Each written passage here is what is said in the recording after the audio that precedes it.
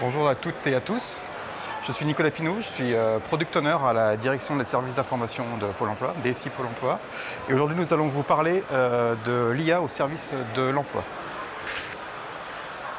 Alors, volontairement, un petit titre qui accroche un peu. Pôle emploi loves data pour générer de nouveaux usages.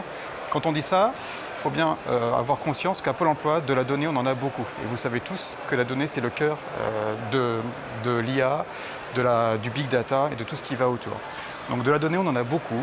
Elle est variée, elle est multiple, elle est issue de multiples applicatifs que nous avons à Pôle emploi, plusieurs sites internet, pôle emploi.fr, Emploi Store, des applicatifs pour les agences et les agents qui sont face aux usagers. À un moment donné, on s'est posé la question, mais qu'est-ce qu'on peut faire de toute cette masse d'informations qu'on a? Et donc, on s'est dit, nous allons créer de nouveaux usages avec la donnée. C'est en 2014 que le lac de données, dont on va vous parler un peu plus précisément avec mes collègues ici, a été créé. Ce lac de données sert à intégrer toute la masse d'informations qu'on a. Et puis, on a créé une nouvelle équipe qui s'appelle aujourd'hui l'agence Data Service, qui regroupe toutes les personnes qui travaillent sur l'IA à Pôle emploi. En 2014, on a commencé avec 5 personnes et aujourd'hui, en 2018, on est 65 personnes réparties sur 3 sites, Nantes, Aix et Paris. Donc vous voyez une croissance assez forte. À Pôle emploi, on mise vraiment sur l'intelligence artificielle. Alors quand on parle de 65 personnes, on vous présente un peu ici les différents profils qui composent cette équipe. Donc des experts de la donnée, data scientist, data engineer, data analyst, data steward, data développeur et data architecte, donc des termes que vous connaissez sûrement.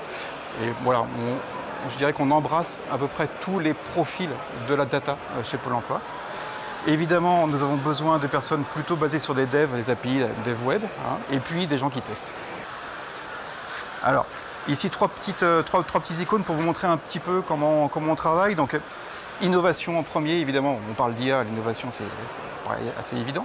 On travaille en Scrum, on travaille en sprint, les sprints durent 3 semaines. On se réserve tous les 5 sprints, un sprint entier pour innover.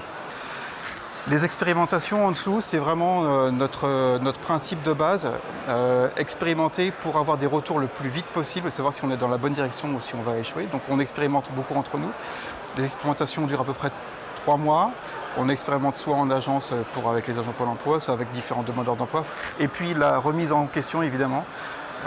Quand on est agile, on se remet en question très souvent. C'est une des bases. Pourquoi ça a marché? On se pose la question pourquoi ça a marché, pourquoi ça n'a pas marché parfois, donc la remise en question tout le temps. On n'est pas isolé, on s'ouvre le plus possible au monde extérieur. Quand on dit ça, c'est-à-dire qu'on travaille avec des laboratoires, des écoles, des startups qui travaillent avec nous et avec qui on travaille parfois, des institutions comme les autres pôles emploi des pays étrangers par exemple pour voir ce qu'eux font, et des salons comme aujourd'hui. Donc vraiment, ce qu'il faut retenir de ça, c'est qu'on est ouvert et on apprend beaucoup avec les autres et avec vous aujourd'hui notamment.